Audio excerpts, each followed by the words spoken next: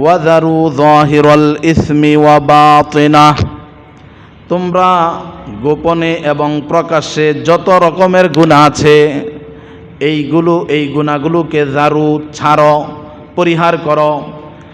আল্লাহ বলেন ইন্নাল্লাযীনা ইয়াকসিবুনাল ইসমা, যারা নাকি গুনাহ করে, সায়ুজজাউনা বিমা কানু ইয়াকতারিফুন, তারা অচিরেই শাস্তির সম্মুখীন হবে, তারা শাস্তি পেতে হবে।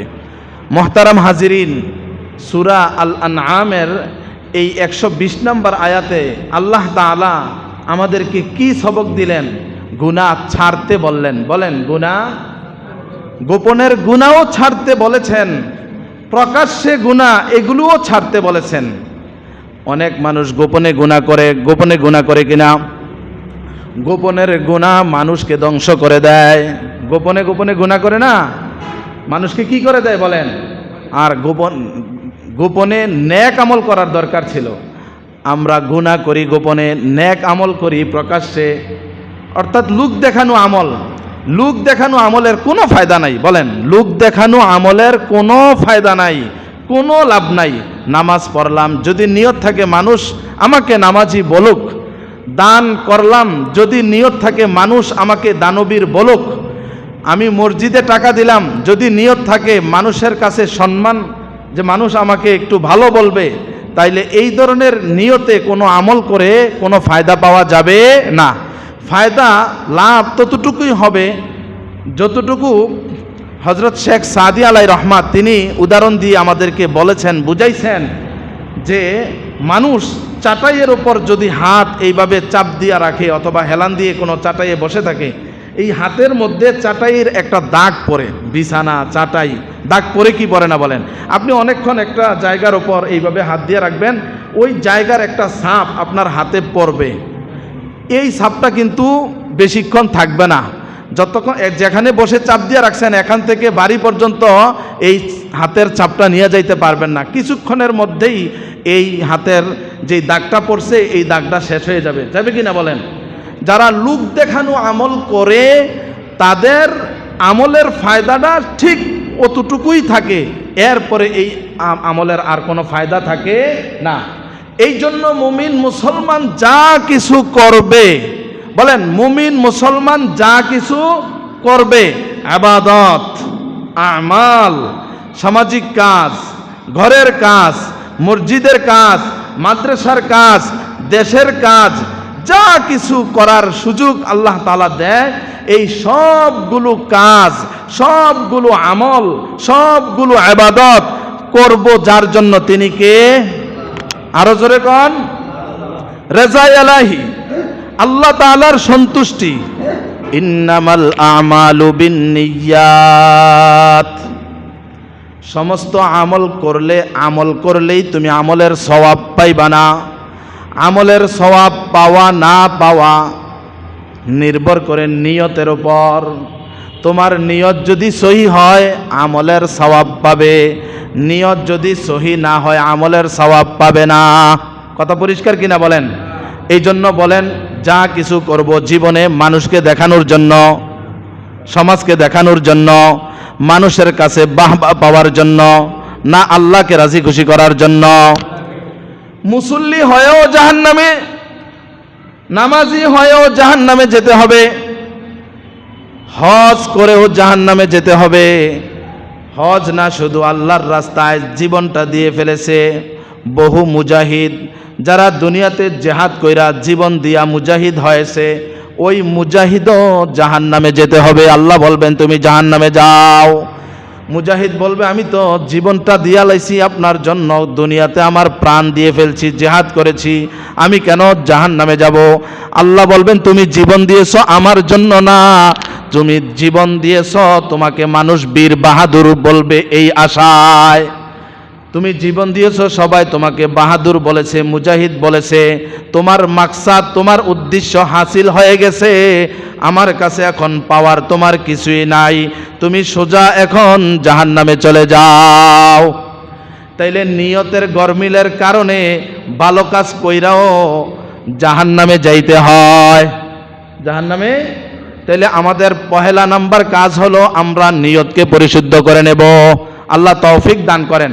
মুহতারাম হাজিরিন, আয়াতের সবক, যেই আয়াতটা আমরা শুনলাম এই আয়াতে আল্লাহ আমাদেরকে সবক দিলেন দুইটা। এক নাম্বার সবক, তুমি প্রকাশ্যে গুনাহ করিও না, গোপনেও গুনাহ করিও না। যারা টিভি দেখে, যারা বাজনা বাজায়, এই গুনাহটা প্রকাশ্যে হয় কি হয় না বলেন?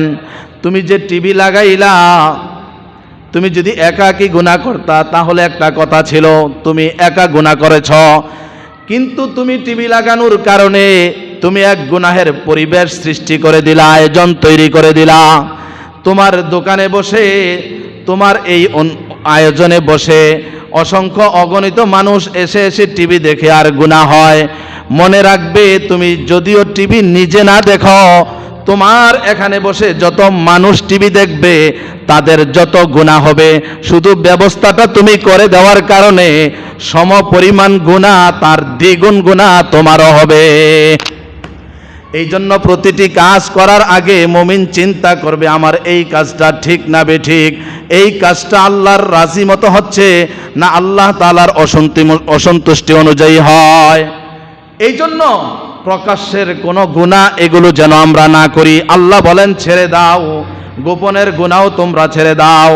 মুহতারাম হাজিরিন, সিয়াসিত্তার অন্যতম একটি কিতাব তিরমিজি শরীফ, এই তিরমিজি শরীফের 2305 নম্বর হাদিস, রাসূল আকরাম সাল্লাল্লাহু আলাইহি ওয়াসাল্লাম বলেন, ইত্তাকিল মাহারিমা তাকুন আবাদান নাস। ইত্তাকিল মাহারিমা, হারাম ছেড়ে দাও, গুনাহ ছেড়ে দাও, তাকুন আবাদান নাস, তাহলে তুমি সমস্ত মানুষের মধ্যে সবচেয়ে বড় আবেদ হইতে পারবা। কথাটা একটু গভীরভাবে খেয়াল করেন। আমরা তো আবেদ হইতে চাই, আবাদত করি। নবী নসিহত করেন, ইত্তাকিল মাহারিমা, গুনাহ ছাড়ো, হারাম ছাড়ো, অপরাধ ছাড়ো, তাকুন আবাদান নাস, সমাজের সবচেয়ে বড়, মানুষের মধ্যে সবচেয়ে বড় আবাদতকারী তুমি হইবা। দেখেন, নবী এইভাবেও বলতে পারতেন, তুমি আবাদত করো, তুমি নামাজ পড়ো, তুমি রোজা রাখো, তুমি আমল করো, তুমি আবাদত করো, তাহলে তুমি বড় আবেদ হইবে। এইভাবে বলছেন, আবাদত করো বড় আবেদ হইবে, এইভাবে বলেন নাই। বলছেন গুনাহ ছাড়ো, তাইলে সবচেয়ে বড় আবেদ হইবা, সবচেয়ে বড় আবাদতকারী হইবা। কারণটা কি? কারণ করার চেয়ে যে না করার বিষয়গুলো, এই বিষয়টা সবচেয়ে বেশি গুরুত্বপূর্ণ কিনা বলেন? করার যেগুলো এগুলো তো করেই, কিন্তু যেগুলো নিষিদ্ধ জিনিস এগুলো থেকে মানুষ সাধারণত বেঁচে থাকে না, ওই নিষিদ্ধ কাজগুলো করে ফেলে। এই জন্য আল্লাহর রাসূল সাল্লাল্লাহু আলাইহি সাল্লাম আমাদেরকে টাচ করলেন ওই জায়গায় যে তুমি নিষিদ্ধ বিষয়গুলো থেকে বেঁচে থাকো। তুমি আমল করবে, আবার ওদিক দিয়ে নিষিদ্ধ কাজ করবে। তুমি মসজিদে এসে সেজদা দিবে, ওদিকে মানুষের আইল ঠেলবে। মসজিদে এসে সেজদা দিবে, বাড়িতে গিয়া ঝগড়া করবে। মসজিদে এসে তুমি বড় আবেদ সাজবে, সমাজে গিয়া মানুষের সাথে তুমি ঝগড়া করবে। মসজিদে এসে বড় মুসল্লি, সমাজের মানুষের সাথে তোমার আচার আচরণ খারাপ, তোমার দ্বারা মানুষ কষ্ট পায়, তোমার দ্বারা মানুষ ক্ষতিগ্রস্ত হয়। তুমি মানুষের হক নষ্ট করো, তুমি মানুষের সম্পদ আত্মসাৎ করে খাও, তুমি মানুষকে গালিগালাজ করো, তুমি তোমার দ্বারা, তোমার হাতের দ্বারা, তোমার পায়ের দ্বারা, তোমার আচার ব্যবহারের দ্বারা, তোমার জবানের দ্বারা মানুষ কষ্ট পায়। হ্যাঁ, এই ইবাদত আর ওদিক দিয়ে তোমার খারাপ আচরণ, ওইটা যেন না হয়। যারা আমল করবা, আমল তো করবাই, আল্লাহর রাসূল বুঝাইতে চান আমল করার সাথে সাথে তুমি খারাপ কাজ কইরো না, তুমি নিষিদ্ধ কাজে লিপ্ত হয়ো না। আল্লাহ তাআলা আমাদেরকে বুঝার তৌফিক দান করেন।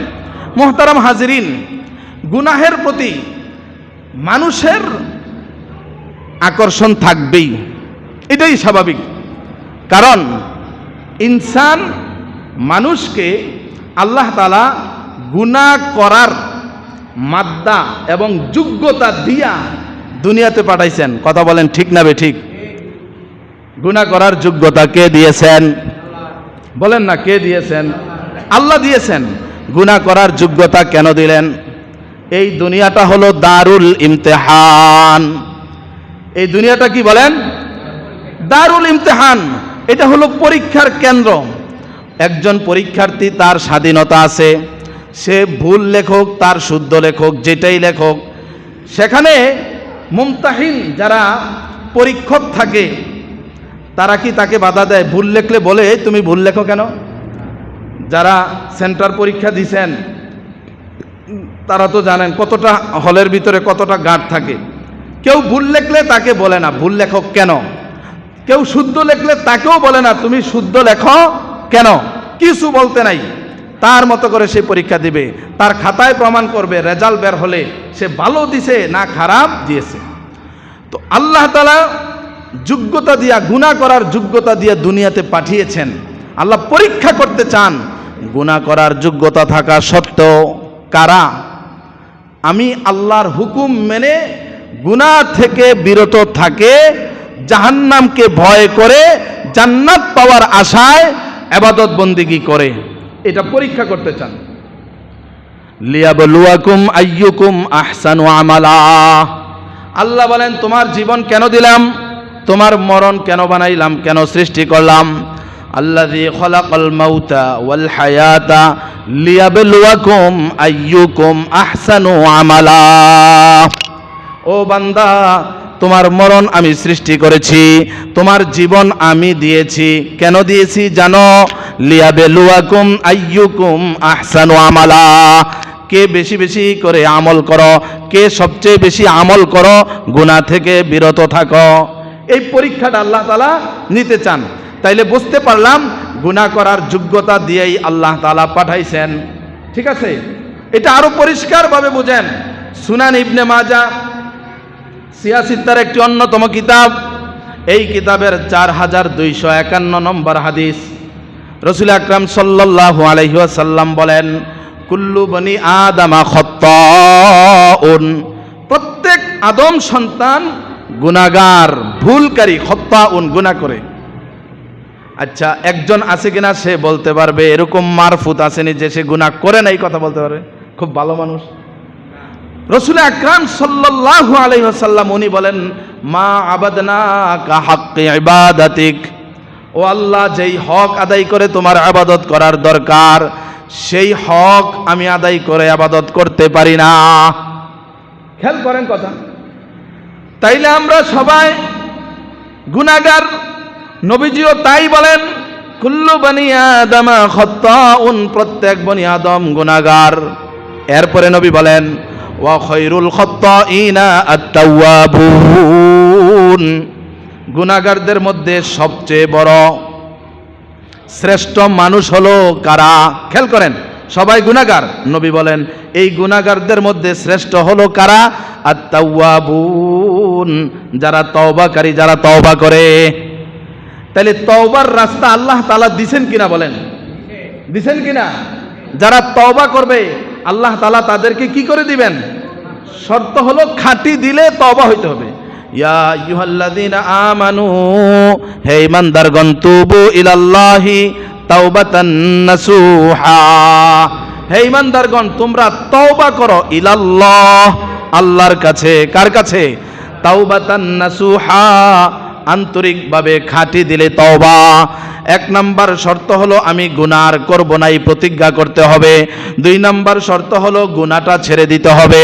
3 নাম্বার শর্ত হলো ভবিষ্যতে নিজের এই গুনাহের ওপর নিজে লজ্জিত হতে হবে। 3টা শর্ত আছে তওবা করার জন্য। কয়টা শর্ত? যদি গুনাহটা আল্লাহর সাথে হয়, 1 নাম্বার শর্ত গুনাহ ছেড়ে দিতে হবে। 2 নাম্বার শর্ত কৃত গুনাহের ওপর লজ্জিত হতে হবে, নাদামাত, অনুতপ্ত হতে হবে। 3 নাম্বার শর্ত হলো আল্লাহ ইয়াউদা ইলাইহি আবাদান। ভবিষ্যতে এই গুনাহ আমার দ্বারা আর হবে না, ভবিষ্যতে এই গুনাহ আমি আর করব না, এই প্রতিজ্ঞা নিজে নিজে করতে হবে। 3টা শর্তের সাথে যদি কেউ তওবা করে, আল্লাহ ঘোষণা দিয়েছেন তোমার সব গুনাহ আমি আল্লাহ মাফ করে দিব। নবীজি সাল্লাল্লাহু আলাইহি ওয়াসাল্লাম বলেছেন, আত-তাইবু মিনাজ যামবি কামাল্লা যামবালা। তওবাকারী খাঁটি দিলে তওবাকারী এমন যেন তার কোনো গুনাহই নাই। কামাল্লা দাম্বালা, যেন সে নবজাতক শিশু মাত্র ভূমিষ্ঠ হয়েছে। বান্দা তওবা করে যদি আল্লাহর কাছে তওবা কবুল করাইতে পারো, আল্লাহ তাআলা নবজাতক শিশুর মতো বানিয়ে দিবেন। সুবহানাল্লাহ বলেন। এই জন্য লাইল নাহার শুভ শাম সব সময় তওবা করব, কিন্তু আমাদের আদত হলো যখন বিছানায় পড়ে যায়, যখন জবান বন্ধ হয়ে যায়, যখন চোখটা একবারে বন্ধ হয়ে যায়, কোনো কথা আর মুখ দিয়ে আসে না, চোখও আর খুলে না, বিছানা থেকে হাত পা লড়াতে পারে না, তখন আমরা মসজিদে যাই, ইমাম সাহেব কোথায়, ইমাম সাহেব কোথায়, ইমাম সাহেব কি হুজুর আব্বার একটু তওবা পড়াইতে হবে। ঠিক না কথা না? ইমাম সাহেব যায়া দেখে বিছানার থেকে দলরে না, ওনারে তওবা কেমনে পড়াইবে। আর তওবা কি আসলে পড়ানোর জিনিস নাকি বলেন? আরে তওবা তো নিজে নিজে করবে খাটি দিলে। হ্যাঁ, কিভাবে করবে? কোনো একজন ইমাম অথবা কোনো একজন আল্লাহওয়ালা, কোনো একজন আলেমের সাথে পরামর্শ করতে পারে। আরেকজনে কয় তওবা পড়তে, আরেকজনে পড়ায়, কিন্তু নিজের দিলে কোনো সিদ্ধান্ত নাই, নিজে নিজে কোনো ধরনের সিদ্ধান্ত নাই। আমি গুনাহ ছেড়ে দেব, নিজের উপর নিজে কোনো ধরনের অনুতপ্ত হয় নাই, অথবা নিজে আর ভবিষ্যতে গুনাহ করব না এই মর্মে কোনো প্রতিজ্ঞাও করে নাই। আরেকজনে পড়াইতাছে তওবা, এই তওবা কবুল হবে কিনা বলেন, নিজেরা একটু বুঝেন। আর তওবা কবুল কখন হয়? আমার যখন রগ রেশা সব বন্ধ হয়ে গেছে, শ্বাসটা মাত্র বের হওয়া বাকি আছে, এমন সময় তওবা করলে তওবা কবুল হবে নি বলেন?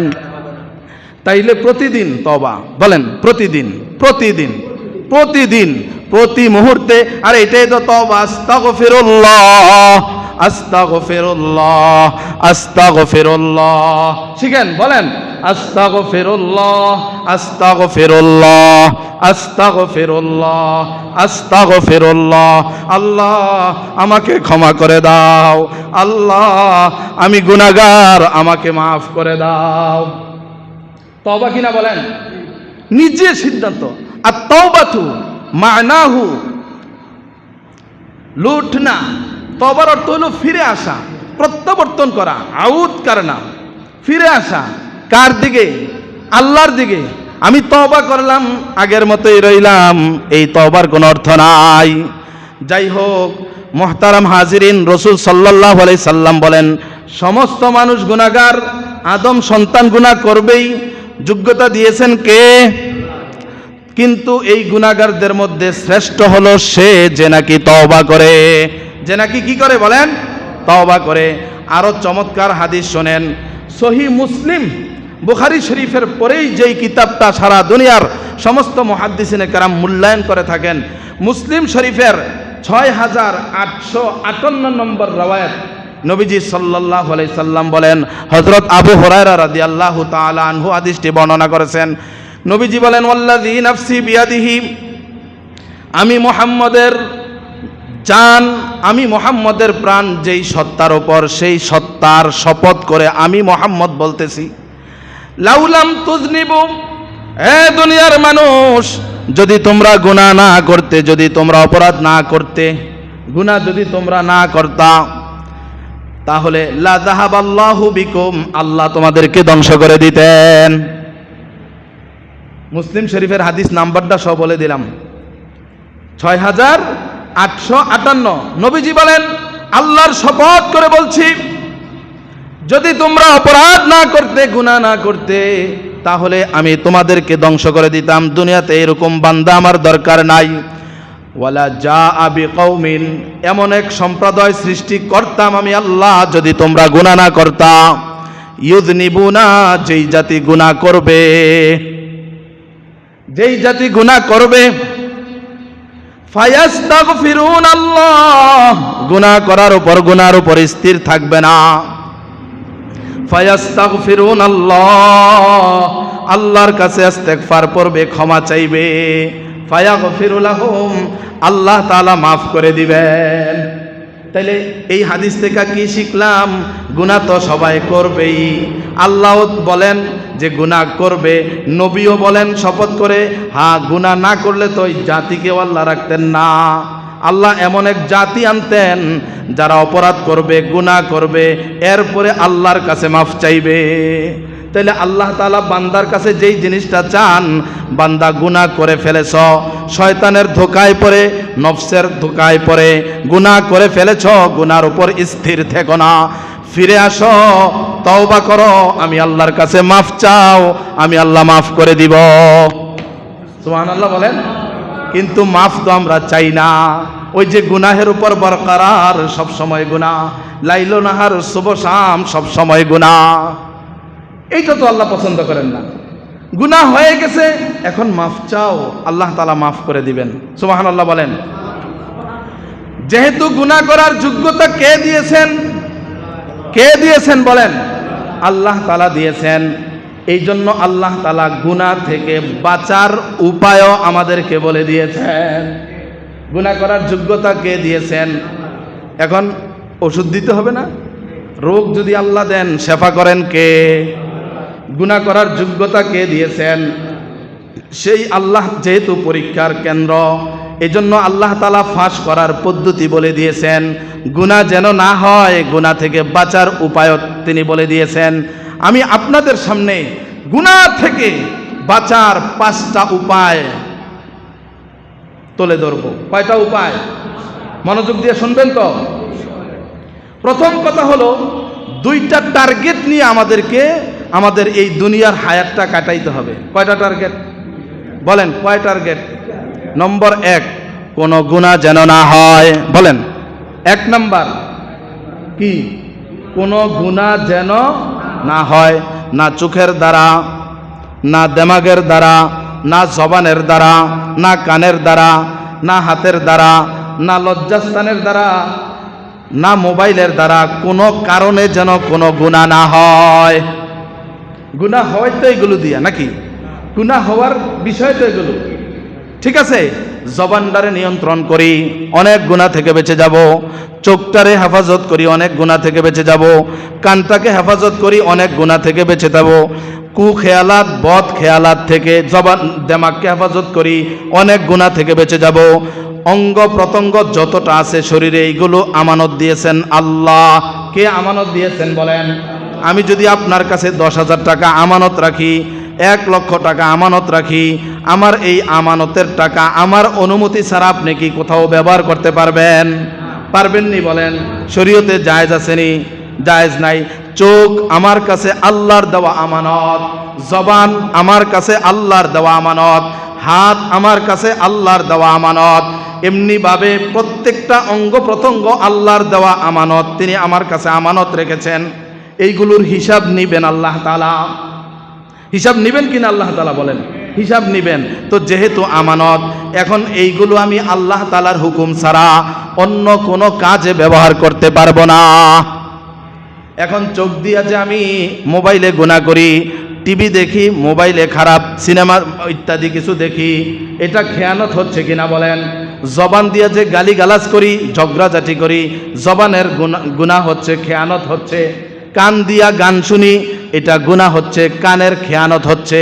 হাত দ্বারা যদি কারো জুলুম করি, তাহলে হাতের গুনাহ হচ্ছে, এই আমানতের খেয়ানত আমি করলাম। এই জন্য আমাদেরকে আমাদের এই অঙ্গ প্রত্যঙ্গগুলোকে গুনাহ থেকে হেফাজত করতে হবে। তাহলে 1 নাম্বার টার্গেট হলো কোনো গুনাহ যেন না হয়। খুব খেয়াল করে বুঝছেন, কোনো গুনাহ যেন না হয়। জীবনের 2টা টার্গেট। কয়টা টার্গেট?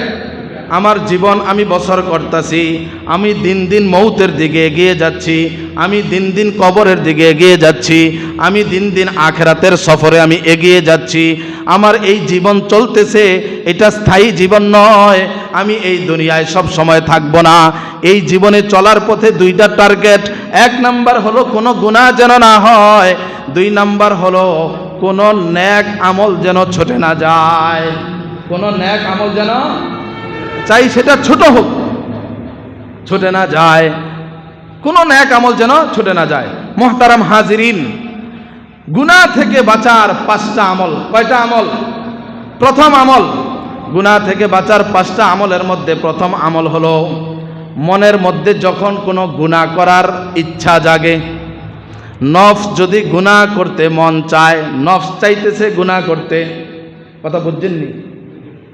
মনের মধ্যে যখন গুনাহের উদ্রেক হয়, এক নাম্বার আমল গুনাহ থেকে বাঁচার জন্য, তখন আমাদেরকে তাআব্বুজ পড়তে হবে। কি পড়তে হবে বলেন? তাআব্বুজ। তাআব্বুজ মানে আল্লাহ তাআলার কাছে আশ্রয় চাওয়া। আল্লাহ গুনাহ থেকে বাঁচতে চাই। তাআব্বুজ হলো আউযু বিল্লাহি মিনাশ শাইতানির রাজীম। তাহলে গুনাহ থেকে বাঁচার প্রথম নাম্বার আমল হলো আউযু বিল্লাহি মিনাশ শাইতানির রাজীম। গুনাহ কে করায়? শয়তানে। কে করায়? গুনাহ করার জন্য ওয়াসওয়াসা কে দেয়? তো এই শয়তান থেকে আমি কি বাঁচতে পারবো আল্লাহ যদি না বাঁচান? এই জন্য আমার প্রথম কাজ হলো আল্লাহর কাছে আশ্রয় চাইবো। আউযু বিল্লাহ, আল্লাহ আমি আশ্রয় চাই আপনার কাছে, মিনাশ শাইতানির রাজীম, অভিশপ্ত শয়তান থেকে। তখন আল্লাহ আমাকে বাঁচাই দিবেন। আল্লাহ তাআলা পবিত্র কোরআন মাজিদের 7 নম্বর সূরা আল আরাফের 200 নম্বর আয়াত আল্লাহ তাআলা বলেন, ওয়া ইম্মা ইয়ানজাগান্নাকা মিনাশ শাইতানি নাজগুম। যখন শয়তান আপনাকে প্ররোচিত করে কুমন্ত্রণা দেয়, শয়তানের শক্তি আছে কিনা কুমন্ত্রণা দেওয়ার? আছে কিনা বলেন? ওয়াসওয়াসা দেওয়ার শক্তি শয়তানকে আল্লাহ দিয়েছেন। তো আল্লাহ বলেন শয়তান যখন আপনাকে কুমন্ত্রণা দেয়, ওয়াসওয়াসা দেয়, প্ররোচিত করে খারাপ কাজের দিকে, আল্লাহ নিজে বলে দেন ফাস্তাইজ বিল্লাহ, তখন আপনি আল্লাহর কাছে আশ্রয় চান। কার কাছে আশ্রয় চান? ইন্নাহু সামিউন আলিম। যদি আপনি আশ্রয় চান, আল্লাহ তাআলা আপনার কথা, আপনার ডাক শুনবেন। তিনি সব কিছু জানেন। শুধু আল্লাহর কাছে পানাহ চাইলেই আল্লাহ আপনাকে গুনাহ থেকে বাঁচায় দিবেন। তাহলে 1 নম্বর আমল শিখলাম গুনাহ থেকে বাঁচার জন্য। গুনাহের যখন ইচ্ছা জাগে তখন আমরা তাআব্বুজ করব, আউযু বিল্লাহি মিনাশ শাইতানির রাজীম পড়ব কি পড়ব না বলেন? শয়তানের কুমন্ত্রণা থেকে বাঁচার জন্য এবং মন্দ চিন্তা থেকে বাঁচার জন্য, কুখেয়ালাত থেকে বাঁচার জন্য আরেকটি দোয়া আছে। আল্লাহুম্মা ফাতিরাস সামাওয়াতি ওয়াল আরদ আলিমাল গায়বি ওয়াশ শাহাদাতি রব্বা কুল্লি শাইইন ওয়া মালিকাহু আশহাদু আল্লা ইলাহা ইল্লা আনতা ইন্নী আউযু বিকা মিন শাররি নাফসি ওয়া শাররিশ শাইতানি ওয়া শিরকিহি ওয়া আন আকতারিফা আলা নাফসি সুআন আও আজরাহু ইলা মুসলিম। রাসূল আকরাম সাল্লাল্লাহু আলাইহি ওয়াসাল্লাম বলেন, এই দোয়া যদি কেউ করে তাহলে তার মাথায় কোনোদিন মন্দ চিন্তা আসবে না, শয়তান তাকে কুপথে নিতে পারবে না। এই জন্য এই দোয়াটা আমরা শিক্ষা নিব। আল্লাহুম্মা ফাতিরাস সামাওয়াতি ওয়াল আরদ আলিমাল গায়বি ওয়াশ শাহাদা রব্বা কুল্লি শাইইন ওয়া মালিকাহু আশহাদু আল্লা ইলাহা ইল্লা আনতা ইন্নী আউযু বিকা মিন শাররি নাফসি ওয়া শাররিশ শাইতানি ওয়া শিরকিহি ওয়া আন আকতারিফা আলা নাফসি সুআন আও আজরাহু ইলা মুসলিম। কিছুক্ষণ পড়লে মুখস্থ হয়ে যাবে। আরেকটি দোয়া বর্ণিত আছে পবিত্র কোরআনের 23 নম্বর সূরা আল মুমিনুনের 97 এবং 98 নম্বর আয়াত, ওয়াকুর রব্বি আউযু বিকা মিন হামাযাতিশ শায়াতিন ওয়া আউযু বিকা রব্বি আইয়াহদুরুন। এইভাবে করে যখন বান্দা আল্লাহর কাছে আশ্রয় চাইবে, প্রার্থনা করবে গুনাহ থেকে বাঁচার জন্য, গুনাহ থেকে বাঁচিয়ে দিবেন যিনি তিনি কে?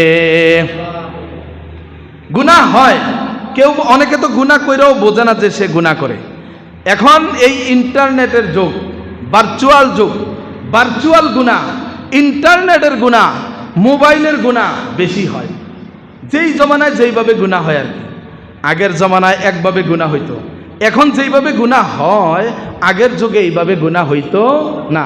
কিন্তু এখন যে ইন্টারনেটে গুনাহ হচ্ছে এটা তো অনেক যুবক জানেও না, মনে করতেছে কি সওয়াবের কাজ করতেছে আর আরাম করতেছে, মাশাআল্লাহ দিলে সময়টা কাটাইতেছে, ঠিক না? কিন্তু গুনাহ যে হচ্ছে এই জন্য এই ইন্টারনেটের গুনাহটা থেকে আমাদেরকে বাঁচতে হবে। আল্লাহ তাআলা তৌফিক দান করেন। আর গুনাহর ব্যাপারে আরেকটা কথা একটু খেয়াল করেন। আল্লাহ তাআলা পবিত্র কোরআনের 5 নম্বর সূরা আল মায়েদার 49 নম্বর আয়াত আল্লাহ তাআলা বলেন, ফা ইন তাওয়াল্লাউ ফা'লাম আন্নামা ইউরিদুল্লাহু আইয়ুসিবাহুম বিবা'দি যুনুবিহিম। আল্লাহ তাআলা কিছু গুনাহের কারণে পাপের কারণে মানুষকে বিপদে ফেলবেন, তাদেরকে গ্রেফতার করবেন। এখন খেয়াল করেন, পাপের কারণে আল্লাহ মানুষকে ধরবেন, আল্লাহ মানুষকে গ্রাস করবেন, মানুষকে আযাব দিবেন। এখন প্রশ্ন হইল কোন ধরনের পাপ? খেয়াল করেন একটু। এই কথা আল্লাহ তাআলা পবিত্র কোরআনের 2 নম্বর সূরা আল বাকারার 81 নম্বর আয়াত সেখানে তুলে ধরেছেন। আল্লাহ বলেন, বালা মান কাসাবা সাইয়্যাতাও ওয়া আহাতাত বিহি খাতিআতুহু ফাউলাইকা আসহাবুন নার। যেই গুনাহ মানুষকে বেষ্টন করে ফেলেছে, খুব খেয়াল করেন, যেই গুনাহ মানুষকে বেষ্টন করে ফেলেছে এই গুনাহ থেকে বের হতে পারে না, প্রতিনিয়ত সেই গুনাহটা করছে। একটা তো আছে শয়তানের ধোকায় পড়ে গুনাহ করছে, এখন ছেড়ে দিয়েছে, তওবা করছে, বাস আল্লাহ মাফ করে দিলেন। কিন্তু কন্টিনিউ সেই গুনাহ করে যাচ্ছে, প্রতিনিয়ত সেই গুনাহ করে যাচ্ছে। এই গুনাহ থেকে সে বের হতে পারতেছে না। আহাতাত বিহি খাতিআতুহু, যার গুনাহ তাকে বেষ্টন করে ফেলেছে, সর্বদা সেই গুনাহে লিপ্ত। এমন ধরনের গুনাহ হলো মারাত্মক গুনাহ, মারাত্মক অপরাধ। এই গুনাহ থেকে, এই গুনাহের কারণে আযাব ভোগ করতে হবে, কঠিন আযাব, দুনিয়ার জীবনেও এবং পরকালের জীবনেও। তো এই জন্য সর্বদা যারা গুনাহে লিপ্ত, একটা গুনাহ করেই যাচ্ছে, এগুলো থেকে বিরত থাকা উচিত। আল্লাহ তাআলা তৌফিক দান করেন। তাইলে গুনাহ থেকে বাঁচার 1 নম্বর আমল শিখলাম, আউযু বিল্লাহি মিনাশ শাইতানির রাজিম। মূল কথা হলো আল্লাহর কাছে পানাহ চাওয়া। আল্লাহ, গুনাহ থেকে বাঁচতে চাই, গুনাহ থেকে বাঁচতে চাই, শয়তানের হামলা থেকে বাঁচতে চাই, শয়তানের ওয়াসওয়াসা থেকে বাঁচতে চাই, শয়তানের কুমন্ত্রণা থেকে তোমার কাছে রেহাই চাই। 2 নম্বর আমল, যখন গুনাহের কথা স্মরণ হবে, 2 নম্বর আমল হলো তখন আমরা আল্লাহ তাআলাকে স্মরণ করব, তখন আমার দিলের মধ্যে আল্লাহর ভয় নিয়ে আসবো। কি নিয়ে আসবো বলেন? আল্লাহ তাআলার ভয়। সূরা আল আরাফের 7 নম্বর, পবিত্র কোরআনের 7 নম্বর সূরা আল আরাফের 201 নম্বর আয়াত, আল্লাহ তাআলা বলেন, ইন্নাল্লাযীনা তাকাউ ইযা মাসসাহুম তাইফুম মিনাশ শাইতান তাযাক্কারু। যখন যারা নাকি আল্লাহকে ভয় করে, ইন্নাল্লাযীনা তাকাউ, তারা, শয়তান যখন তাদেরকে কুমন্ত্রণা দেয়, তখন তারা তাযাক্কারু, আল্লাহ তাআলাকে স্মরণ করে। কাকে স্মরণ করে বলেন? আল্লাহকে। ফাইদাহুম মুবসিরুন, তখন তাদের চোখ খুলে যায়, তখন তারা গুনাহ থেকে বাঁচতে চায়। গাড়িতে 2টা জিনিস লাগে, একটা হলো ইঞ্জিন আর একটা হলো ব্রেক। ইঞ্জিনের কাজ হলো গাড়িকে সামনের দিকে নিয়ে যাওয়া। ইঞ্জিন সামনে কি ট্রাক আছে, না বাস আছে, না কোনো বস্তা আছে, না আইল্যান্ড আছে, এটা চায় না। ইঞ্জিনের কাজ হলো সে খালি দৌড়াবে, ঠিক না? এখন সামনে যদি কোনো মানুষ পড়ে, সামনে যদি কোনো ট্রাক পড়ে, অথবা সামনে যদি কোনো বাধা আসে, তখন ব্রেকের কাজ। কিসের কাজ? ব্রেকের কাজ। তখন যদি ব্রেক না দেয়, গাড়ি কি থাকবে না অ্যাক্সিডেন্ট করবে? জোরে বলেন, অ্যাক্সিডেন্ট করবে। তাইলে ইঞ্জিন গাড়িকে বাঁচাইতে পারবে না, আবার ইঞ্জিন ছাড়া গাড়ি চলবেও না। ইঞ্জিনের কাম, গাড়ি চলবে, গাড়ি সামনে নিয়ে যাবে, ঠিক আছে, কিন্তু গাড়িতে ব্রেক লাগবে, ব্রেক না থাকলে অ্যাক্সিডেন্ট। আল্লাহ তাআলা আমাদেরকে বানিয়েছেন, ইঞ্জিনের মতো একটা শক্তি দিয়েছেন। ঘুম যদি আল্লাহ না দিতেন, শরীর আমরা থাকতো না, আমরা অসুস্থ হয়ে যেতাম। এখন ঘুম, আমার চোখ খালি ঘুমাইতে চায়, এখন ঘুম বোঝে না নাম ফজর, এখন ফজর না জোহর, এখন আসর না মাগরিব, ঘুম এটা বোঝে না, শুধু ঘুমাইতে চায়। পরিশ্রম করলে শরীর আরাম নিতে চায়, চায় কি চায় না বলেন? এমনিভাবে চোখ ভালো মন্দ খালি দেখতে চায়, সুন্দর জিনিস দেখতে চায়, অপাত্রে দেখতে চায়, পরনারী দেখতে চায়, এগুলো চোখের কাছে খুব ভালো লাগে। পেট আল্লাহ দিয়েছেন, ক্ষুধা লাগলে খেতে মন চায়, এটা হালাল না হারাম পেটেই চিন্তা করে না, তার ক্ষুধা লেগছে, এখন তার ভিতরে খাওয়া দেওয়া লাগবে। এখন এই যে ইঞ্জিন আল্লাহ সৃষ্টি করলেন, আল্লাহ সাথে সাথে ব্রেক দিয়ে দিয়েছেন শরীরের জন্য, সেই ব্রেকটার নাম হলো তাকওয়া। সেই ব্রেকটার নাম কি বলেন? এখন যদি তাকওয়া থাকে, তো ওই যে ঘুমাইতে মন চায়, ব্রেক দিবে, এই ফজরের সময় হয়ে গেছে, তুমি এখন কেন ঘুমাও? কথা, আর ঘুমাইতে পারবা না, ঘুম শেষ, ব্রেক মারছে। কথা বোঝেন নাই?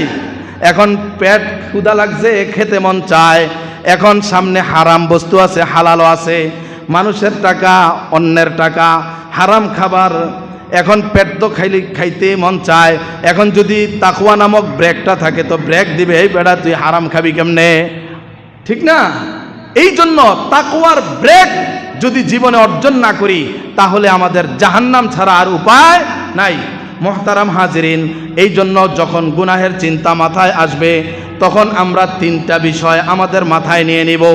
গুনাহের কথা যদি আমার দিলের মধ্যে জাগ্রত হয়, তিনটা বিষয়কে আমি আমার সামনে হাজির করব। এক নাম্বার, আল্লাহ আমাকে দেখেন। বলেন, আল্লাহ আমাকে দেখেন। কে দেখেন? আমাদের আকীদা কি আল্লাহ আমাদেরকে দেখেন কিনা বলেন? পবিত্র কোরআনের 52 নম্বর সূরা আত-তুরের 48 নম্বর আয়াত আল্লাহ তাআলা বলেন, ওয়াসবির লিহুকমি রাব্বিকা ফাইন্নাকা বিআয়ুনিনা ওয়াসাব্বিহ বিহামদি রাব্বিকা হিনা তাকুম। হে নবী, আপনি আপনার রবের হুকুমের জন্য ধৈর্য ধরুন, আপনি তো আমার দৃষ্টিতে আছেন। আমরা সবাই কার দৃষ্টিতে আছি বলেন? তো আমি যে এখন গুনাহ করব, দেখেন কে? এই কথাটা মনে রাখবো যে আল্লাহ আমাকে দেখেন। পবিত্র কোরআনের 2 নম্বর সূরা আল বাকারার 96 নম্বর আয়াত আল্লাহ তাআলা বলেন, ওয়াল্লাহু বাসীরুম বিমা ইয়ামালুন। মানুষ যা করে আল্লাহ তাআলা সব কিছু দেখেন। পবিত্র কোরআনের সূরা বাকারার 233 নম্বর আয়াত আল্লাহ বলেন, ওয়াত্তাকুল্লাহ ইন্নাল্লাহা বিমা তা'মালুনা বাসীর। নিশ্চয়ই আল্লাহ তাআলা তোমরা যা যা কিছু করো সব কিছু দেখেন। সূরা বাকারার 233 নম্বর আয়াতে আল্লাহ তাআলা বলেন, ওয়াত্তাকুল্লাহ, আল্লাহকে ভয় করো, আল্লাহকে ডরাও। ওয়া'লামু, আর এই কথা জেনে রাখো, আন্নাল্লাহা বিমা তা'মালুনা বাসীর। নিশ্চয়ই আল্লাহ তাআলা তোমরা যা কিছু করো তিনি সব কিছু দেখেন।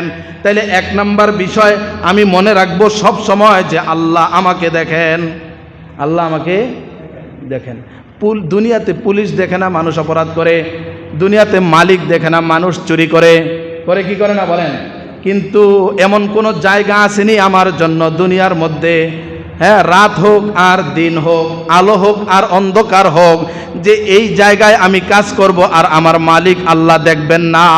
এমন কোন জায়গা, এমন কোন মুহূর্ত, এমন কোন সময় আছে কিনা বলেন? রাতের অন্ধকারে কেউ দেখে না, যিনি দেখেন তিনি কে? কে বলেন? আল্লাহ। তাহলে এই কথাটা যদি দিলে বসাইতে পারি, আল্লাহ আমাকে দেখেন, আমার রব আমাকে দেখেন, আমার মালিক আমাকে দেখেন, বহু গুনাহ থেকে আমি বেঁচে থাকতে পারবো। 1 নম্বর বিষয়। 3টা বিষয় আমাদেরকে মনে রাখতে হবে। 2 নম্বর বিষয় হলো, আমরা যখন আল্লাহর নাফরমানির দিকে পা বাড়াই, আল্লাহ তাআলা পিছন থেকে আমাদেরকে ডাকতে থাকেন। কোথায় থেকে? যখন আমি গুনাহ করতে কদম বাড়াই, আল্লাহর নাফরমানিতে যখন আমি কদম রাখি, তখন আল্লাহ তাআলা পিছন থেকে আমাকে ডাকতে থাকেন আর বলতে থাকেন। এই কথা আল্লাহ তাআলা পবিত্র কোরআনের 82 নম্বর সূরা আল ইনফিতর, এই সূরার 6, 7, 8 এই 3টি আয়াতের মধ্যে বলেছেন, ইয়া আইয়ুহাল ইনসান, হে মানব জাতি, হে মানুষ, মা গর্রাকা বিরব্বিকাল কারীম, তোমাকে তোমাদের রবের ব্যাপারে কে ধোকায় ফেললো? আল্লাযী খলাকাকা ফাসাওয়াকা ফাআদালাক, যিনি তোমাকে এত সুন্দর করে বানাইলেন, তোমার অবয়ব দিলেন, তোমার ঘর গঠন যিনি সৃষ্টি করলেন, সেই রবকে তুমি ভুলে গেলা। যেই চোখ দিয়া গুনাহ করো, চোখ কে দিয়েছেন? যেই জবান দিয়া গুনাহ করো, এই জবান কে দিয়েছেন? আল্লাহ দিয়েছেন। যেই হাত দিয়া গুনাহ করো, এই হাত কে দিয়েছেন? আল্লাহ দিয়েছেন। তো আল্লাহ বলেন, মা গর্রাকা বিরব্বিকাল কারীম, তোমাদের দয়ালু রবের ব্যাপারে তোমাকে কে ধোকায় ফেললো? কি সুন্দর করে আল্লাহ তোমাকে বানাইলেন, এমন রবকে, এমন মালিককে তুমি কেমনে ভুইলা গেলা? কেমনে সেই মালিকের নাফরমানিতে তুমি কদম রাখো? কেমনে সেই মালিকের অবাধ্যতা করে তুমি নামাজ না পড়ে বাহিরে ঘোরাফেরা করো? কেমনে মিথ্যা কথা বলো? কেমনে চগলখুরি করো? কেমনে ধোঁকাবাজি প্রতারণা করো? কেমনে মানুষকে ঠগাও? কেমনে তুমি মানুষকে কষ্ট দাও? আল্লাহ ডেকে ডেকে এইভাবে বলতে থাকেন, বান্দা এগুলো করিও না, এগুলো করা তোমার উচিত না। তাইলে 2 নম্বর বিষয় গেল কি, যে আল্লাহ আমাকে ডেকে বলতে থাকেন, বান্দা এগুলো করিও না, তোরে তো আমি বানাইছি, যেই শক্তি দিয়া তুই এইগুলো করস, এই শক্তিটাও তো আমার দেওয়া, এই শক্তিটাও তো আমার দেওয়া। যেই যোগ্যতা দিয়া তুই গুনাহের স্বাদ উপলব্ধ করস, যেই গুনার দিয়া, যেই যোগ্যতা দিয়া তুই গুনাহের স্বাদ, গুনাহের মজা উপভোগ করস, সেই যোগ্যতাটাও তো আমি আল্লাহর দেওয়া। কার দেওয়া বলেন? তাহলে 2 নম্বর বিষয় হলো আল্লাহ আমাকে ডাকেন, বারণ করেন করিস না, এই কথাটা মনে রাখবো। 3 নম্বর হলো আমরা যা কিছু করি এই সব কিছু আল্লাহ তাআলা নির্ধারিত ফেরেশতা নিযুক্ত করেছেন। ওই ফেরেশতারা আমাদের জীবনের হায়াতের যাবতীয় সব আমলগুলোকে রেকর্ড করতেছেন। কি করতেছেন বলেন? রেকর্ড করতেছেন। আল্লাহ তাআলা পবিত্র কোরআনের 82 নম্বর সূরা 10, 11, 12 এই 3টি আয়াতের মধ্যে আল্লাহ বলেন, ওয়া ইন্না আলাইকুম লাহাফিযিন, তোমাদের জন্য আমি ফেরেশতা নিযুক্ত করেছি, তত্ত্বাবধায়ক নিযুক্ত করেছি। এরা হলো কিরামান কাতিবিন, এরা সম্মানিত লেখক। আমরা মনে করি 2জন না, অসংখ্য। বলেন কয়জন? ডাইন কান্ত একজন, বাম কান্ত একজন, এরকম। আল্লাহ বলেন আয়াতে কিরামান কাতিবিন। কাতিবুনের তাসনিয়া হলো কাতিবানে, জমা হলো কাতিবিন, বহু লেখক। কিরামান সম্মানিত। আল্লাহ বলেন তোমাদের জন্য অসংখ্য অগণিত সম্মানিত ফেরেশতা নিযুক্ত আছে। তুমি প্রতিটি সেকেন্ডে, প্রতিটি মিনিটে, প্রতিটি মুহূর্তে, রাতে, দিনে, মানুষের সামনে আর মানুষের আড়ালে যা কিছু করো না কেন এই সবগুলো রেকর্ড হচ্ছে। ইয়ালামুনা মা তাফআলুন, তোমরা যা কিছু করো সব কিছু তারা জানে। জানেন কিনা বলেন? একটা রেকর্ডও বাদ পড়বে না, সব কিছু কিন্তু সংরক্ষিত থাকবে। বাদ পড়বে বলেন? বাদ পড়বে না। এই কথা আল্লাহ পবিত্র কোরআনে বলেছেন। পবিত্র কোরআনের 18 নম্বর সূরা আল কাফের 48 নম্বর আয়াত আল্লাহ তাআলা বলছেন, মালি হাযাল কিতাব, কিয়ামতের ময়দানে মুজরিম যারা, অপরাধী যারা, তারা এই আমলনামা রেকর্ড যখন সামনে দেখতে পাবে তারা আশ্চর্যান্বিত হয়ে বলবে, এটা কেমন আমলনামা? মালি হাযাল কিতাব, এটা কেমন এমন এক আমলনামা, লা ইউগাদিরু সগীরাতাও ওয়ালা কাবীরা, এটা ছোট বড় কোনোটাই তো ছাড়ে না, ইল্লা আহসাহা, ছোট থেকে ছোট একটা অপরাধ করছে এটাও তো লেখা আছে, এটা তো কেউ দেখে নাই, কিন্তু এটাও কিন্তু রেকর্ডে থাকবে। থাকবে কিনা বলেন? আল্লাহ রেকর্ড করলে এটার ফাঁকি দেওয়ার কোনো সুযোগ আছে? নাই। তাইলে এই 3টা বিষয়, 1 নম্বর আল্লাহ আমাকে দেখেন, 2 নম্বর যখনই কোনো অপরাধ করার জন্য অগ্রসর হই আল্লাহ আমাকে ডেকে বারণ করেন এটা করিস না। 3 নম্বর বিষয় হলো আল্লাহ সব কিছু আমার হায়াতের রেকর্ড করতেছেন। এই 3টা বিষয় যখন কোনো আল্লাহর বান্দা, কোনো আল্লাহর বান্দি মনে রাখবে সব সময়, সে আল্লাহর আর কোনো নাফরমানি করতে পারবে না। পারবে? তাহলে গুনাহ থেকে বাঁচার 2টা আমল আমরা শিখলাম। 1 নম্বর আমল শিখলাম যে আল্লাহর কাছে আশ্রয় চাইব। কার কাছে আশ্রয় চাইব বলেন? গুনাহ করার যখন আমার ইচ্ছা জাগে তখন আমি কার কাছে আশ্রয় চাইব? আল্লাহর কাছে। 2 নম্বর আমল গুনাহ থেকে বাঁচার জন্য যে আমি ওই যে ব্রেক, তাকওয়া, এই তাকওয়া অর্জন করব। 3 নম্বর বিষয় হলো গুনাহ থেকে বাঁচার জন্য যখন আমার গুনাহ করতে মন চায় তখন 3য় আমল যেটা করলে আমি গুনাহ থেকে বেঁচে থাকতে পারবো সেটা হলো মৃত্যুর কথাটা একটু স্মরণ করব। কিসের কথা? জোরে কোন? মৃত্যুর কথা স্মরণ করব।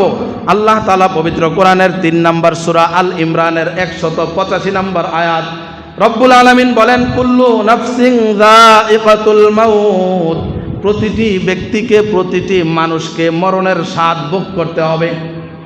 এইটা এমন এক বিষয় যারা আল্লাহকে মানে না তারাও কিন্তু স্বীকার করে। করে কিনা?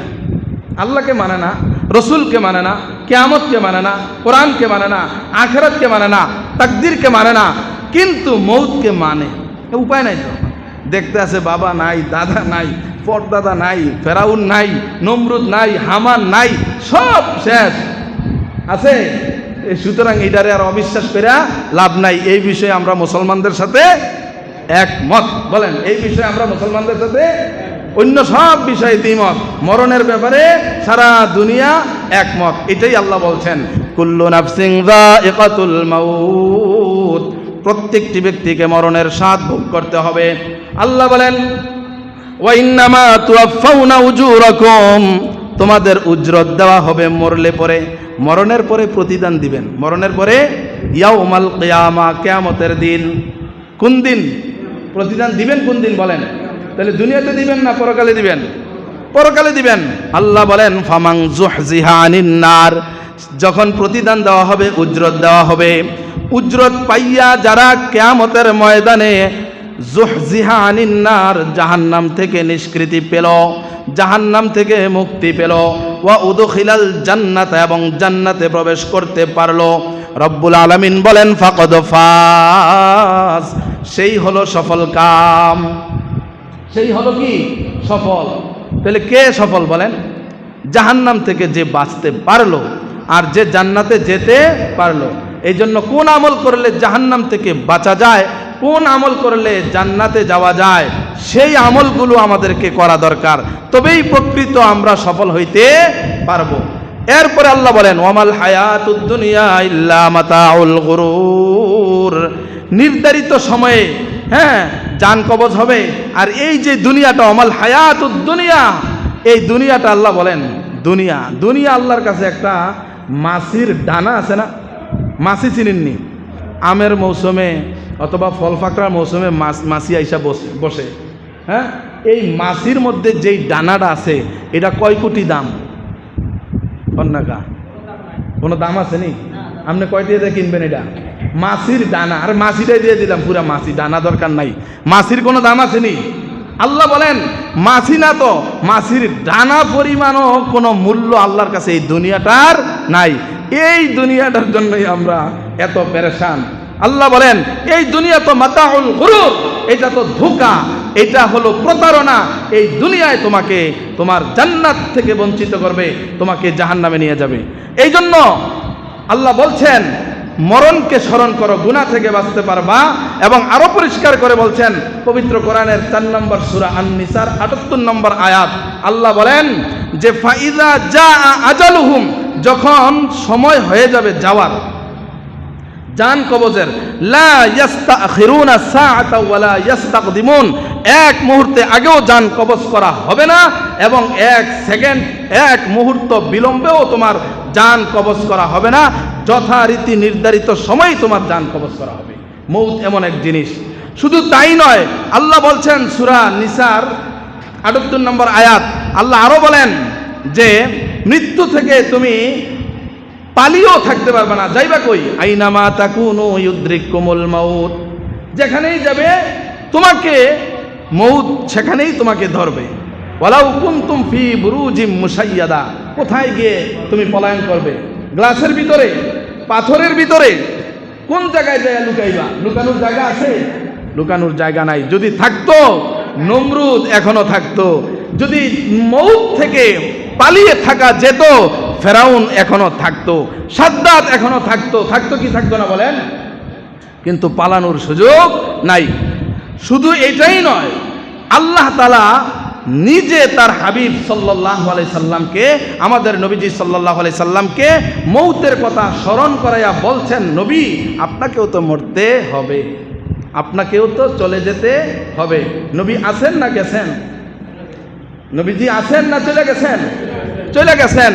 চু খাতিমুল আম্বিয়া হামরফ, যখন খাতিমুল আম্বিয়া সমস্ত নবীদের সর্বশেষ নবী, বিশ্ব নবী চলে গেলেন, তাহলে কেসি বাকি নবী মানাত কেউ তো থাকবে না। বজুজে জাতে মুকদ্দাস কাদের কায়ুম সমদা, আল্লাহকে ছাড়া আর কেউ থাকবে না, সব শেষ হয়ে যাবে। তো নবীকেও স্মরণ করে আল্লাহ বলতেছেন সূরা জুমারের 30 নম্বর আয়াত, 39 নম্বর সূরা, আল্লাহ বলেন ইন্নাকা মাইয়িতুন ওয়া ইন্নাহুম মাইয়িতুন, নবী নিশ্চয়ই আপনিও চলে যেতে হবে, তারাও চলে যেতে হবে, আপনিও মরতে হবে, তারাও মরতে হবে। এই জন্য দুনিয়ার মোহ কিন্তু মানুষকে মৃত্যুর কথা ভুলাইয়া দেয়। বলেন মৃত্যুর কথা ভুলাই দেয় কেডায়? দুনিয়ার মায়া, মমতা, মহাব্বত। এই জন্য দুনিয়াকে যত বেশি ভালোবাসবো, মহাব্বত করব, আমি মৌত থেকে ততই গাফেল হয়ে যাব। এই জন্য রাসূল আকরাম সাল্লাল্লাহু আলাইহি ওয়াসাল্লাম আমাদেরকে দুনিয়ার মোহ ত্যাগ করে মৌতের কথা বেশি বেশি করে স্মরণ করতে বলছেন। সুনানে তিরমিজির 2307 নম্বর হাদিস, নবীজি বলেন আকসিরু যিকরা হাযিবিল লাজ্জাত, লাজ্জাতিল মাউত, ইয়ানি আল মাউত, তোমরা সেই জিনিসটাকে বেশি বেশি করে স্মরণ করো যেই জিনিস তোমার জীবনের স্বাদ বিনষ্ট করে দিবে, তোমার বাড়িঘর থেকে তোমাকে বিচ্ছিন্ন করে দিবে, তোমার পরিবার থেকে তোমাকে বিচ্ছিন্ন করে দিবে, তোমার সন্তান থেকে তোমাকে বিচ্ছিন্ন করে দিবে, তোমার স্ত্রী থেকে তোমাকে বিচ্ছিন্ন করে দিবে, তোমার মা বাপ থেকে তোমাকে বিচ্ছিন্ন করে দিবে, তোমার ব্যবসা বাণিজ্য থেকে তোমাকে বিচ্ছিন্ন করে দিবে, তোমার গৃহ অট্টালিকা থেকে তোমাকে বিচ্ছিন্ন করে দিবে। কে? মৃত্যু। বলেন না কে? এই জন্য মৃত্যুকে বেশি বেশি করে স্মরণ করা চাই। করবো তো ইনশাল্লাহ।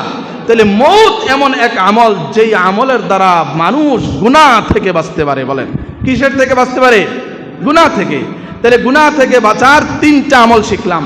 4 নম্বর আমল, গুনাহ থেকে বাঁচার 4th নম্বর আমল হলো, আমাদের মধ্যে নফস আসেনি? বলেন। 4th নম্বর আমল হলো নফসের গোলামি ছেড়ে রবের গোলামি করতে হবে। বলেন নফসের গোলামি ছেড়ে, কন্যাকা নফসের গোলামি ছেড়ে রবের গোলামি করতে হবে। নফসের গোলামি করা যাবে না। আমরা তো সবাই নফসের মুরিদ। কার মুরিদ? বলেন নফসের কাছে মুরিদ না। মন যা কয় তাই কয়। মন কয় তুই মসজিদে যাইস না, তো আমি মসজিদে আসি না। মন কয় তুই ক্যারাম বোর্ড খেল, তো আমি ক্যারাম বোর্ড খেলতাছি। মন কয় তুই লুড্ডু খেল, তা আমি লুড্ডু খেলতাছি। মন কয় তুই মোবাইল চা, তা আমি মোবাইল চাইতাছি। মন কইতাছি তুই রাত জাগিয়া এই কি ফ্রি ফায়ার গেমস খেল, তা আমি সেটাই করতাছি। আমার মন যা কয় তাই করতাছি। আল্লাহ বলে তুই মসজিদে আয়, আমি মসজিদে আসি না। মুয়াজ্জিন বলতেছে হাইয়া আলাস সালাহ, মসজিদে আসো, আমি আসি না। হাইয়া আলাল ফালাহ, কল্যাণের দিকে আসো, আমি আসি না। সপ্তাহে একবার হাজিরা দেই। অনেকে এই হাজিরাটাও মিস্টেক করে কি করে না? বলেন। আর অনেকে তো মোটেও না। তাইলে বলেন আমি আমার নফসের কাছে মুরিদ হয়ে গেলাম। নফসের গোলামি করে পরকালে নাজাত পাওয়া যাবে না। এই জন্য গোলামি করতে হবে কার? বলেন আল্লাহর। আল্লাহ তাআলা আমাদের এই নফস 3 প্রকার। বলেন নফস কয় প্রকার? জোরে বলেন। 1 নাম্বার নফসে আম্মারা, 2 নাম্বার নফসে লাওয়ামা, 3 নাম্বার নফসে মুতমাইন্না। 3টা নফস প্রত্যেকের আছে। কয়টা নফস? 1 নাম্বার নফসে আম্মারা। নফসে আম্মারা কাকে বলে? যেই নফস মানুষকে আল্লাহর অবদ্ধতার দিকে, যেই নফস মানুষকে গুনাহের দিকে ধাবিত করে, যেই নফস মানুষকে আল্লাহর নাফরমানিতে লিপ্ত করে, সেই নফসকে বলে নফসে আম্মারা। আমি যদি আমার নফসের ব্যাপারে একটু চিন্তা করি, মোরাকাবা করি, আমার নফসকে আল্লাহর দিকে নিয়ে যায় না আমাকে আল্লাহর নাফরমানির দিকে নিয়ে যায়, যদি হিসাব করে দেখি আমার নফস তো আমাকে আল্লাহর নাফরমানির দিকে নিয়ে যায়, আমি হইলাম নফসে আম্মারার মালিক। কার মালিক? বলেন নফসে আম্মারার মালিক। তো এই নফসে আম্মারা, এই নফসে আম্মারার কথাও আল্লাহ তাআলা পবিত্র কোরআনে বলছেন। 12 নম্বর সূরা ইউসুফ, এই সূরার 53 নম্বর আয়াত, ওয়ামা উবাররিউ নাফসি ইন্নান নাফসা লাআম্মারাতুম বিসসু। আমি আমার নফসের মালিক না। নফস তো মানুষকে খারাপের দিকে, পাপাচারের দিকে ধাবিত করে। ইল্লা মা রহিমা রব্বি, তবে আমার রব তিনি আমার প্রতি দয়া করেছেন। ইন্না রব্বি গফুরুর রহিম। তো নফসে আম্মারা একটা নফস, মানুষকে খারাপ কাজের দিকে উদ্বুদ্ধ করে। 2য় প্রকার নফস, কথাটা খেয়াল করে শুনলেন। 2য় প্রকার নফসের নাম কি? নফসে লাওয়ামা। নফসে লাওয়ামা হলো সেই নফস, যেই নফস গুনাহ হয়ে যাওয়ার পরে লজ্জার অনুভূতি দিলের মধ্যে জাগ্রত হয়, লজ্জিত হয়, শর্মিন্দা হয় যে আমি এই গুনাহটা করলাম। এটা নফসে আম্মারা থেকে একটু ভালো, নফসে লাওয়ামা। এই কথাও আল্লাহ তাআলা পবিত্র কোরআনে বলছেন 75 নম্বর সূরা আল কিয়ামার 1 এবং 2 নম্বর আয়াত, লা উকসিমু বিয়াউমিল কিয়ামা ওয়ালা উকসিমু বিন নাফসিল লাওয়ামা। নফসে লাওয়ামার কথা আল্লাহ তাআলা বলছেন। হ্যাঁ, তিরস্কারকারী নফস। এই নফসটাও, এটাও একটা তিরস্কৃত নফস। 3 নম্বর হলো নফসে মুতমাইন্না, প্রশান্ত নফস। যেই নফস মানুষকে আল্লাহ তাআলার আনুগত্যের দিকে ধাবিত করে, মানুষকে আল্লাহর দিকে ফিরায়, এটা হলো নফসে মুতমাইন্না। এমন নফসের অধিকারী যারা, নফসে মুতমাইন্নার নফসের মালিক যারা, তাদের ব্যাপারে আল্লাহ তাআলা বলছেন যে তারা মৃত্যুর পরে তারা জান্নাতে যাবে। কোথায় যাবে বলেন?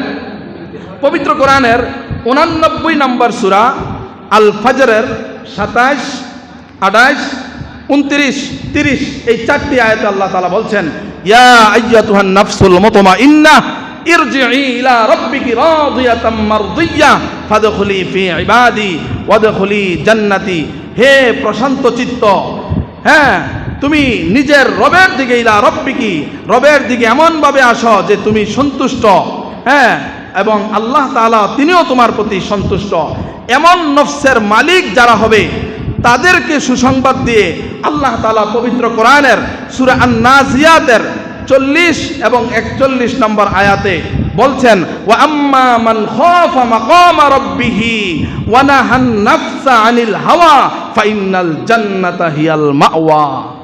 যারা রবের সাথে সাক্ষাৎ হবে সেই কথাটাকে স্মরণ করে সমস্ত রকমের কুপ্রবৃত্তি, কুবাসনা, মনের অপচাহিদা এইগুলো থেকে যারা বিরত থেকে রবের জন্য আনুগত্য করবে, রবের হুকুম মোতাবেক চলবে, আল্লাহ পরিষ্কার ঘোষণা দিয়েছেন ফাইনাল জান্নাতা হিয়াল মাওয়া।